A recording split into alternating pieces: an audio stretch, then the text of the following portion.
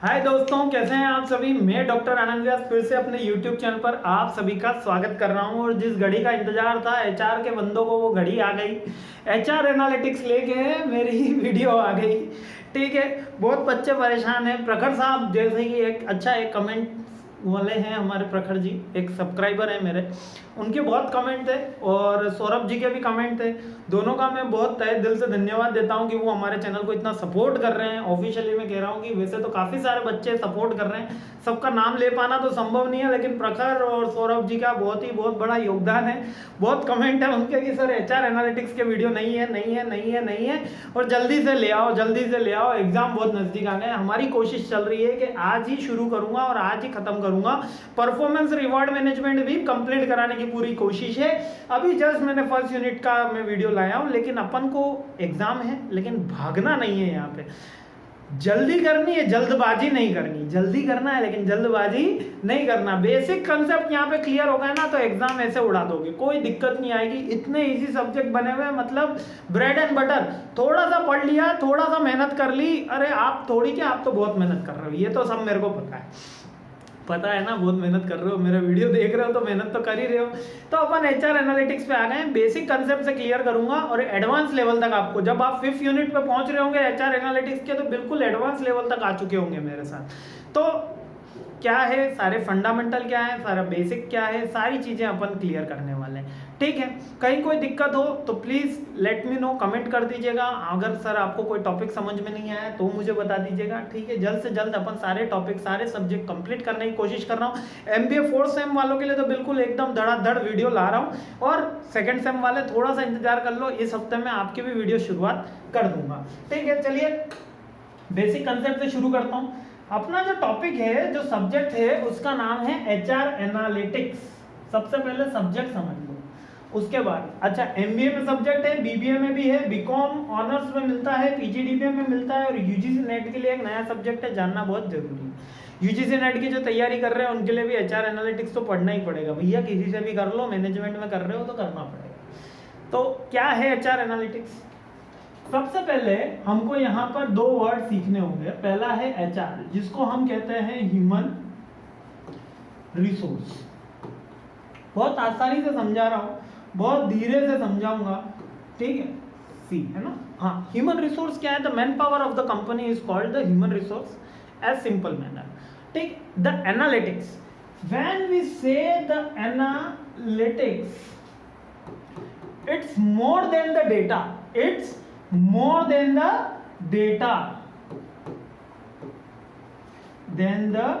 data, it's information, it is desired information। क्या है ये? desired information को ही हम HR एनालिटिक्स कहते हैं। जो इंफॉर्मेशन मेरे को डिजायर है, एज ए HR पर्सन, कि मेरे एम्प्लॉई, अगर 20 एम्प्लॉई मेरे ऑर्गेनाइजेशन में काम कर रहे हैं तो वो कहाँ के हैं, उनके मदर फादर कौन है, उनका कितना उनको क्वालिफिकेशन है, क्या पे स्केल है, किसकी क्या एबिलिटी है, कौन सी स्किल उसमें अच्छी है, कौन सी स्किल उसकी खराब है, वो मेरी डिजायर्ड इंफॉर्मेशन है। उसका उसके घर वालों के साथ क्या रिलेशन है, वो अपन को कोई लेना देना नहीं है।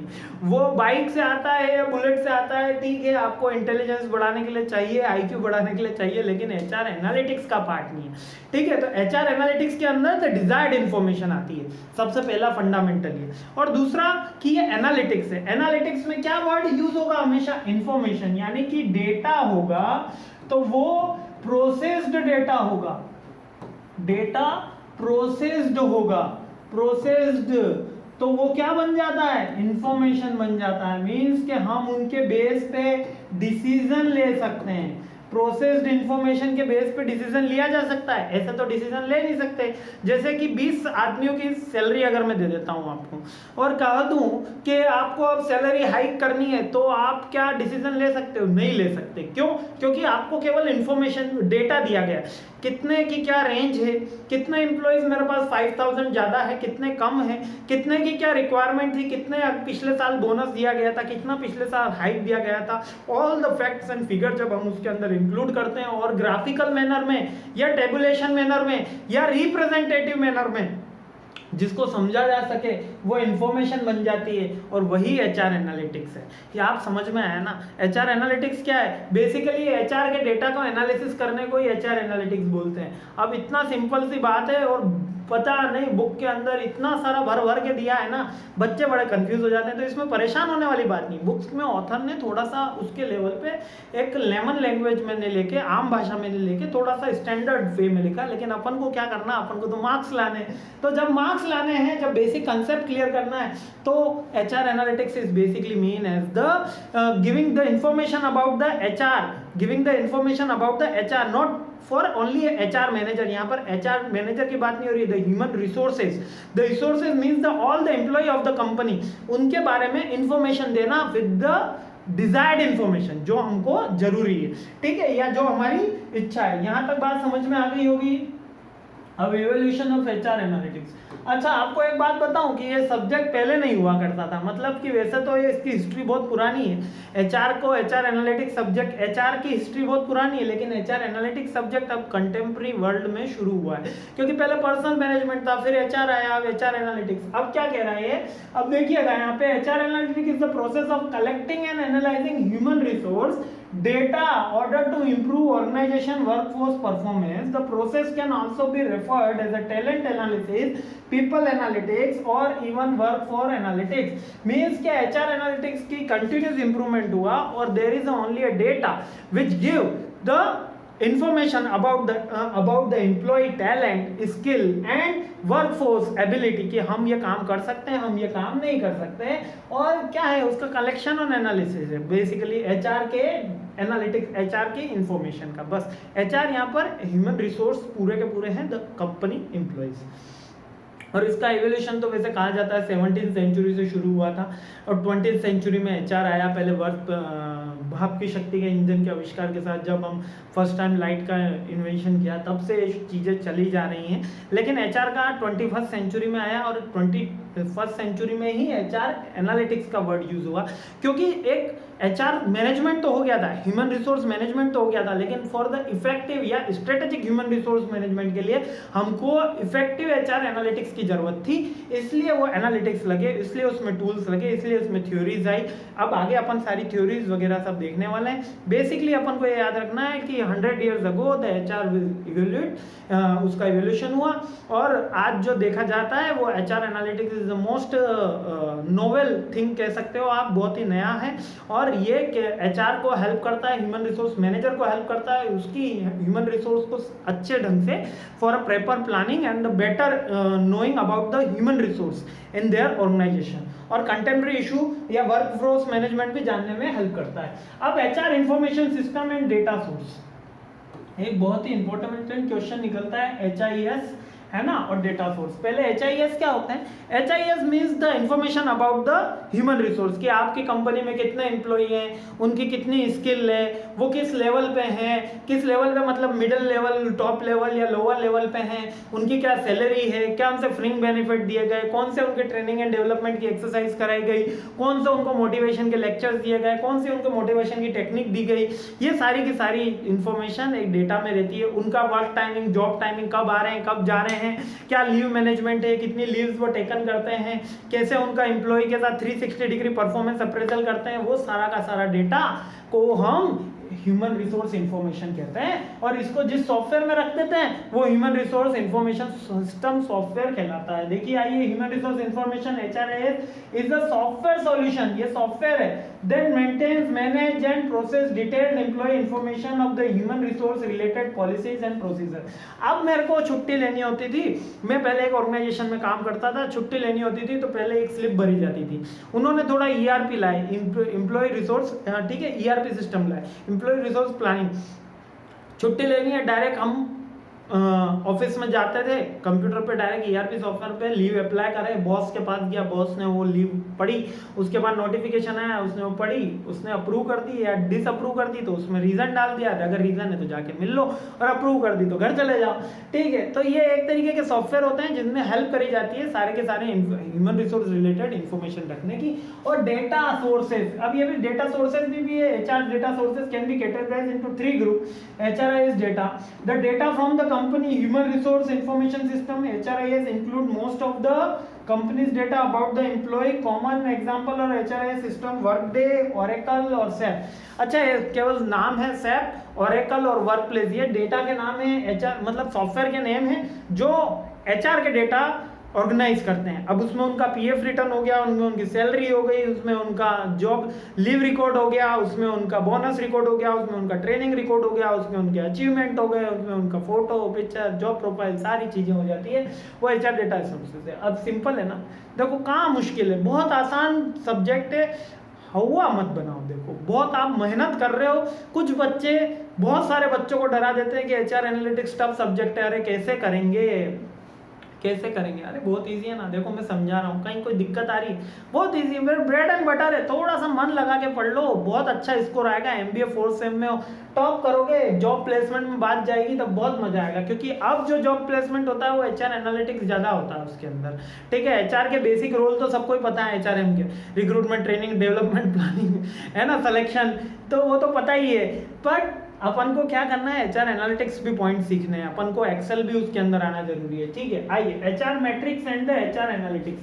अब क्या है एचआर मैट्रिक्स और एचआर एनालिटिक्स, अब ध्यान दीजिएगा। HR matrix and workflows analysis useful strategy for HR which share information, evidence about the functioning of the entire system, relying on the facts, figure and opposed of the mere assumption and opinions. Metrics don't say anything about the causes, they just measure the difference between the numbers.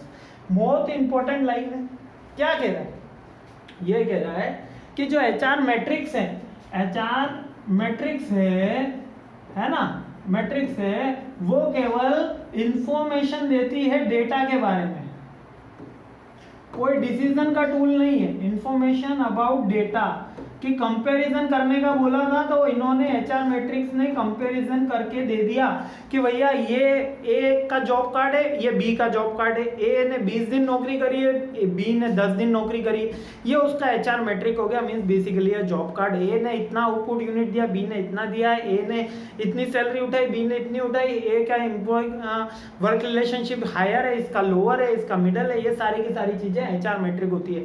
But जब हम इसका HR analytics की बात करते हैं, जब हम HR analytics की बात करते हैं, तो they gave the not only the information but also help to develop a decision for HR point of view और मैनेजर पॉइंट ऑफ व्यू। यही तो इसके अंदर मेन डिफरेंस है। ठीक है, और ये केवल एजम्पशंस जो होते हैं, मींस के एचआर मैट्रिक्स प्रिपेयर करना एचआर एनालिटिक्स का फर्स्ट पार्ट है। अब इसको कुछ इस तरीके से समझ लीजिए, सबसे पहले होता है डेटा, इसके बाद बनाई जाती है इंफॉर्मेशन। ठीक है, समझ में आ रहा है ना, हाँ समझ में आ रहा है तो बता देना, नहीं आ रहा है तो भी बता देना। ठीक है, सबसे पहले बनाया जाता है डेटा, उसके बाद बनाई जाती है इंफॉर्मेशन, उसके बाद बनाई जाती है एचआर मैट्रिक्स। ठीक है, उसके बाद बनाई जाती है एचआर एनालिटिक्स।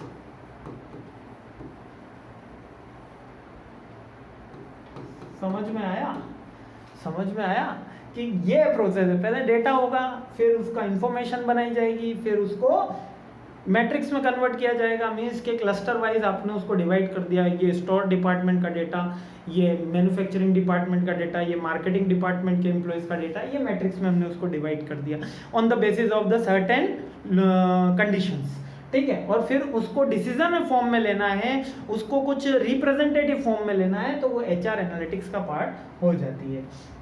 आगे बढ़ो, बहुत आसानी से समझ में आ रहा है ना। देखो पूरी यूनिट करवाने की कोशिश कर रहा हूँ, पूरा कोर्स करवाने की कोशिश कर रहा हूँ, बस पढ़िए मेरे साथ। आप पढ़ रहे हैं, बहुत मस्ती कर रहे हैं, मेरे को अच्छा लग रहा है, आपकी मेहनत और मेरा छोटा सा एफर्ट। ठीक है, इंट्यूशन वर्सेस एनालिटिकल स्किल, एक पूछा जाता है एग्जाम के अंदर, 1 नंबर में आता है कि व्हाट इज इंट्यूशन। इंट्यूशन का मतलब बेसिकली लिखना है इनहेरेंट फीलिंग। इनहेरेंट, यार आज अच्छा नहीं लग रहा, आज बहुत अच्छा लग रहा है, आज पढ़ने में बड़ा मजा आ रहा है, आज पढ़ने में मजा नहीं आ रहा, डर लग रहा है, एग्जाम बहुत नजदीक है। तो एक होता है इंट्यूशन और एक होता है एनालिटिकल स्किल। तो एचआर मैनेजर की यहाँ पे बात करी गई है, पहले इसकी थ्योरी देख लेते हैं, फिर मैं आपको और एक्सप्लेन कर देता हूँ। Analytical decision are made based on the fact and data, usually take more time, but intuition or gut feeling decision are made based on the individual experience, are subject and fast. है ना। जैसे intuition लिया, अरे मैं आया था देखा था, अरे 2 बज रही थी, ये तो यहाँ तो लाइट रहेगी नहीं, 2 बजे तो अंधेरा रहेगा, ठीक है कभी। बट कोई एनालिटिकल स्किल, अरे 5 दिन से कंटिन्यूस लाइट नहीं है इसलिए छठे दिन भी लाइट नहीं रहेगी, ये होगी आपकी एनालिटिकल स्किल। एनालिटिकल स्किल क्या होगी कि अगर किसी कॉलेज से कोई बंदा पास आउट है, अगर आप अच्छे कॉलेज से पास आउट हैं, वैसे सभी अच्छे कॉलेज से ही होते हैं, अच्छे कॉलेज से पास आउट हैं, तो वो लगता है उनको कि वो काफ़ी, उसकी गट फीलिंग आई, क्या हुआ, इंट्यूशन आया कि ये अच्छा हमारी कंपनी में काम करेगा, that is gut feeling. But आपने उसका इंटरव्यू लिया, उसको जीडीपीआई में चेक करा, आपने उससे डिफरेंट टास्क कराए, तब आपको पता चला कि वो अच्छा परफॉर्म करेगा, दैट इज एनालिटिक्स डिसीजन। समझ में आया।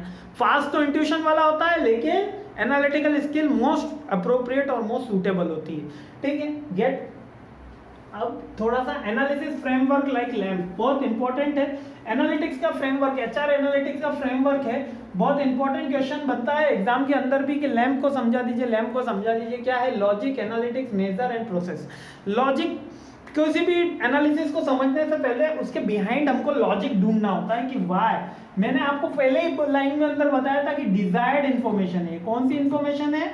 डिजायर्ड इंफॉर्मेशन है। मीन्स के बेसिकली हमको कोई इंफॉर्मेशन, डेटा तो मिल गया, लेकिन बेसिकली वो लॉजिक में है कि नहीं है, बेसिकली वो क्रोनोलॉजी में है कि नहीं है, बेसिकली वो हमारे लिए इंफॉर्मेशन। भाई साहब, कोई एम्प्लॉय ने 5वीं क्लास में आया था और उसने 5वीं क्लास में बेस्ट स्पीकर का अवार्ड लिया था या बेस्ट टेबल टेनिस में जीता था, तो क्या हमारी टीम के लिए, हमारे कंपनी के लिए कोई काम का है आफ्टर एमबीए? नहीं काम का। क्यों? क्योंकि लॉजिक नहीं है भैया। 5th क्लास में सीखा था, बहुत छोटा रहा होगा, 8-9 साल का रहा होगा, 10 साल का रहा होगा। तो logic means the idea behind the gathering a data, the idea behind the gathering a data. Then analytics, the analytics means the parameters where we check the data. The analytics are the parameters or the conditions where we check the data for the decision. किसके लिए check कर रहा हूं मैं?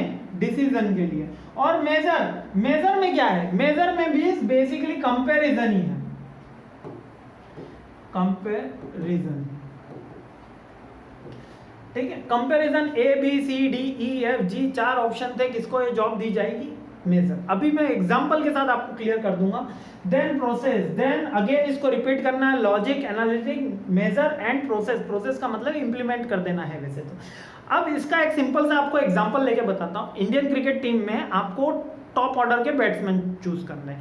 अगर choose करना है तो सबसे पहले आपके पास देखेंगे बहुत सारे बैट्समैन की, अब तो आईपीएल के कारण भीड़ आ गई है कि कौन कौन से हम बैट्समैन ले सकते हैं। क्या सहवाग और सचिन की जो जोड़ी थी, या सहवाग, सचिन और गांगुली जी की जो जोड़ी थी, क्या उनसे कोई बेस्ट जोड़ी मिल पा रही? क्या केएल राहुल वहां पर आ पा रहे? तो दैट इज लॉजिक। लॉजिक क्या है? हमको पहले टॉप ऑर्डर चूज करना है, उसके लिए हमको जो डेटा और इन्फॉर्मेशन चाहिए उसके लिए फ्रेमवर्क का मतलब क्या है? फ्रेमवर्क मतलब खाका बना रहे हैं हम कि ये सारी चीजें हमको एचआर एनालिटिक्स के टाइम पे चाहिए। तो लॉजिक हमने लिया है, कुछ कंडीशंस लगा दी कि हमको टॉप ऑर्डर बैट्समैन चाहिए। कंपैरिजन किससे कर रहे हैं? सचिन और सहवाग की जोड़ी से कर रहे हैं। किस टीम के लिए चाहिए? इंडिया टीम के लिए चाहिए। That is basically a logic. Analytics basically अब एनालिटिक्स पार्ट है। जितने भी टॉप ऑर्डर बैट्समैन है, रोहित शर्मा है, केएल राहुल है, उन सब के रिकॉर्ड्स देखे जाएंगे, रणजी के रिकॉर्ड, आईपीएल के रिकॉर्ड, सारे रिकॉर्ड्स, ओडीआई के रिकॉर्ड देखे जाएंगे और देखा जाएगा कि किसमें कौन अच्छा परफॉर्मेंस कर रहा है। Then major, then comparison each and everyone, comparison each and permutation and combination अपन को चेक करना है। Then process like implementing the data और checking the result is going on process होती है। प्रोसेस भी कंटिन्यूअस फॉर्म में, याद रखना, पास्ट में नहीं होता। पास्ट में पुराने जमाने में होता, आज करो और 5 साल बाद सोचो या साल भर बाद सोचो। आज तो कंटिन्यूअस है। ऑन फील्ड बोला जाता है, भैया वो दूसरा स्पिनर आ रहा है, उसके 2 ओवर बाकी हैं, उसको मारना, इसको छोड़ो। तो that is process. I hope I am clear to you. I hope सारी बातें आपको लैम्प का मॉडल फ्रेमवर्क पता चल गया है कि पहले हमको एचआर के डेटा को लॉजिक लेना है, फिर उसको एनालिटिक्स में पार्ट्स में बांटना है, फिर उसको मेजर करना है, कंपेयर करना है, and then process like again repeat भी करना है और इंप्लीमेंट भी करना है। Getting my point? ठीक है, ताकि डिसीजन मेकिंग में हेल्प हो सके। अगला एचआर स्कोर कार्ड। देखिए 20 मिनट होने आए हैं, है ना। थोड़ा सा टेक्निकल फेलियर से हमारा भी एसी बंद है, तो काफ़ी समय से बंद चल रहा है। इसका कुछ कारण क्या रह रहा है, ऊपर का वो भी खराब हो गया है, अभी कराते हैं इसको भी सही। लेकिन आपके लिए पूरी मेहनत कर रहा हूँ, मैं पूरी एफर्ट कर रहा हूँ, कहीं पे भी एफर्ट में कमी नहीं है। आप भी पूरी एफर्ट कर रहे हैं, आपके भी कहीं भी एफर्ट में कमी नहीं है, और बहुत मज़ा आ रहा है सही में। लिटरली मेरे को इस बार तो कुछ ज़्यादा ही अच्छा लग रहा है कि मैं एचआर का आपको वो कंटेंट डिलीवर कर पा रहा हूँ जो आप मांग रहे थे। अब तक तो मैं दे रहा था और आप उस पर रिस्पॉन्ड कर रहे थे, अब आप मांग रहे हैं और हम उसके ऊपर रिस्पॉन्ड करने की कोशिश कर रहे हैं। ठीक है, और जल्द से जल्द मीट करते हैं, सारी यूनिट्स अपलोड करते हैं। चलिए आगे देखते हैं एचआर स्कोर कार्ड। अब एचआर स्कोर कार्ड क्या है? बेसिकली जैसे अपनी मार्कशीट होती है ना, इसको वही मानना है। क्या मानना है? मार्कशीट। मार्कशीट होती है, डिफरेंट सब्जेक्ट्स होते हैं, कुछ इंटरनल के मार्क्स होते हैं, कुछ एक्सटर्नल के मार्क्स होते हैं, कहीं पे असाइनमेंट के मार्क्स होते हैं, और एंड में टोटल आती है, और first division, second division, third division लिखा हुआ आता है। ये हमारी एक बेसिकली मार्कशीट रहती है। ऊपर यूनिवर्सिटी का नाम, कॉलेज का नाम होता है, इधर नाम, रोल नंबर, माता पिता का नाम, और ये आपका एप्लीकेशन, ये आपकी मार्कशीट। तो सेम एचआर स्कोर कार्ड होता है। एचआर स्कोर कार्ड मैंने बनाए हैं जब मैं एचआर की कंपनी में काम करता था एज ए एचआर मेंबर, तो मैंने एचआर स्कोर कार्ड बनाए। तो मेरे को आज पढ़ाते हुए बड़ा अच्छा लग रहा है कि जो काम मैंने प्रैक्टिकली करा है वो थ्योरी में भी है। तो थ्योरी में क्या कहता है एचआर का स्कोर कार्ड, जरा ध्यान से समझ लो। बहुत मैंने तो समझा दिया है आपको, अब तो अपन केवल बुकिश चीजें देख रहे हैं। क्या कह रहा है? HR score card is a strategic HR measurement system that helps to measure and manage, improve the strategic role of the HR department. The HR scorecard is meant to measure leading and the HR indicator business performance, leading indicators of the measure that predict the future business growth. अब बताऊं कैसे क्या लिखा होता है? ये HR score card है, ठीक है। एक एग्जांपल दे रहा हूं, है ना, HR स्कोर कार्ड, ठीक है। किसका है भैया? मिस्टर पिंटू। अब तक तो नाम याद हो चुका है सबको, ठीक है। यहाँ मिस्टर पिंटू का हर जने का एक स्कोर कार्ड, जैसे हर जने की एक मार्कशीट। कुछ पैरामीटर्स होते थे, यहाँ पर उसकी रेटिंग होती थी, ठीक है। 1 to 5 में हमने उसकी रेटिंग डिवाइड कर दी, और यहाँ उसकी टोटल आ जाती थी, ठीक है। और यहाँ नीचे उसकी फिर टोटल आ जाती थी, जिससे हम उसको ग्रेड दे देते थे। बेसिकली अब तो ग्रेडिंग सिस्टम चलता है, ए प्लस बी, बी माइनस सी, सी माइनस। क्यों चलता है सर? क्योंकि यार किसी को बोला 38 नंबर आया है आपके एचआर में, तो एचआर वालों को अच्छा नहीं लगता, तो यहाँ पे ग्रेडिंग सिस्टम चलता है। याद रखना, HR score card is based on the grading now. पहले थोड़ा नंबर्स चलते थे, अब थोड़ा ग्रेडिंग ही चलता है। तो यहाँ पे रेटिंग के अनुसार अपन उसको कर देते हैं A B C D, ठीक है। वैसे तो A plus B, B plus C, C plus C होता है, ठीक है। तो पहला पैरामीटर क्या है इसके अंदर, अपन इसको थोड़ा सा मैं रब करके आपको बता देता हूं। पहला पैरामीटर होता है उसकी अटेंडेंस, ठीक है। सेकंड डिसिप्लिन, समझ में आ रहा है ना, डिसिप्लिन। थर्ड उसका आउटपुट। फोर्थ उसकी training. Attendance, discipline, output, training. इसके अलावा हम उसका एचआर के स्कोर कार्ड में सैलरी वगैरह ये सारी चीजें मेंशन नहीं करते। जैसे कि मार्कशीट में अपन ये मेंशन नहीं करते ना कितने घंटे पढ़ाई करी, इसी तरीके से उसकी अटेंडेंस कितनी थी, उसने डिसिप्लिन एक्शन कितना लिया, आउटपुट क्या था, या वर्क बिहेवियर। यहाँ डिसिप्लिन की जगह वर्क बिहेवियर भी आ जाता है वर्ड। और आउटपुट कितना यूनिट्स उसने आउटपुट करा, और ट्रेनिंग एंड डेवलपमेंट की कोई एक्टिविटी उसने पार्टिसिपेट करी तो वो नंबर ऑफ आवर्स आ जाएगा। ये एक तरीके का एचआर स्कोर कार्ड बन जाएगा, जो हेल्प करेगा कंपनी के एम्प्लॉइज की करंट स्किल और मैन पावर जानने के लिए, करंट स्किल, मैन पावर जानने के लिए, और कंपनी के बिजनेस को ग्रोथ करने के लिए। तो बहुत नेसेसरी, कितनी ज्यादा ट्रेनिंग देनी, कितनी ज्यादा स्किल में है, स्किल्ड है, अनस्किल्ड है। अच्छा, इसमें मार्का भी आता है, स्किल, अनस्किल्ड और सेमी स्किल्ड, ठीक है। कन्वर्ट करता रहते हैं, तो वो अलग अलग ही आजकल तो कलरफुल स्कोर कार्ड आते हैं। जैसे कि पिंक है तो किसी का स्किल्ड का, और अनस्किल्ड है तो उसका थोड़ा सा ग्रीन कलर का या येलो कलर का बना दिया जाता है, ठीक है। ये सारी की सारी चीज़ें कंपनी टू कंपनी वेरी करती है, format company to company vary करता है, लेकिन एक बेसिक मैंने आपको रफ आइडिया दे दिया कि what is HR score card. आगे बढ़ता हूँ, इंपॉर्टेंट क्वेश्चन था वो भी, ठीक है। Work for score card. अच्छा, एक एचआर स्कोर कार्ड तो अपन ने इंडिविजुअल का बना दिया, या वर्क फॉर स्कोर कार्ड भी इंडिविजुअल का बन गया। दोनों में डिफरेंस क्या है? दोनों में वैसे बेसिकली कोई डिफरेंस नहीं। अगर किसी डिपार्टमेंट का स्कोर कार्ड बना दिया जाए या किसी टीम का स्कोर कार्ड बना दिया जाए तो वो वर्क फोर्स में आ गया या एचआर में आ गया, वो डिपेंड करता है। देखो, ये भी बुकिश है। कोई बुक कह देती है कि ग्रुप में बना दो, तब एचआर का कोई बुक कह देती है बुक ग्रुप में बना दो तब वर्क फोर्स का। तो अपन क्या करें सर, अपन ये ऐसा करते हैं कि एचआर का तो मान लेते हैं इंडिविजुअल का और वर्क फोर्स का मान लेते हैं ग्रुप का। ठीक है, कोई दिक्कत? The work force score card is a component of the larger company wide scorecard that facilitates the measurement and the communication of the human resource objective and the performance across the enterprise। यानी कि किसी company के जो HR department है वो analysis करता है कि हमारा परफॉर्मेंस कितना रहा। अब देखो यहाँ मैंने कहा ना वर्कफोर्स यानी ग्रुप के ग्रुप बांट दिए गए। डिपार्टमेंट जैसे लार्ज कंपनी में क्या होता है कि एक ही प्लांट नहीं होता, 5-6 प्लांट होते हैं, A B C D E. तो ए प्लांट का आउटपुट, बी प्लांट का आउटपुट, सी प्लांट का आउटपुट, डी प्लांट का आउटपुट। ए प्लांट का डिसिप्लिन, ए प्लांट की एवरेज अटेंडेंस, सारे एम्प्लॉय की एवरेज अटेंडेंस, बी प्लांट की एवरेज अटेंडेंस, सी प्लांट की एवरेज अटेंडेंस, ए प्लांट का ट्रेनिंग आवर्स, बी प्लांट का ट्रेनिंग आवर्स। यानी कि सेम स्कोर कार्ड रहेगा, सेम स्कोर कार्ड रहेगा, बस ये थोड़े से लार्ज लेवल पे हो जाता है। जब हम ग्रुप ऑफ पीपल का एनालिसिस करते हैं तो उसको वर्कफोर्स कहते हैं। ठीक है, यहाँ तक समझ में आया? यहाँ तक 25 मिनट में समझ में आ गया? तो एक खुशी की बात और बता देता हूँ, फर्स्ट यूनिट कंप्लीट हो गई। देखो हो गई ना, हंसते खेलते 25-26 मिनट में अपन ने कंप्लीट कर दी ना। जल्द से जल्द दूसरी यूनिट और ला रहा हूँ। मुझे जरूर बताइएगा मेरा वीडियो कैसा लगा। And thanks for your valuable time. Exam के टाइम पे आप मेरे को टाइम दे रहे हो, मतलब कि बहुत धन्य हूँ मैं। Thank you.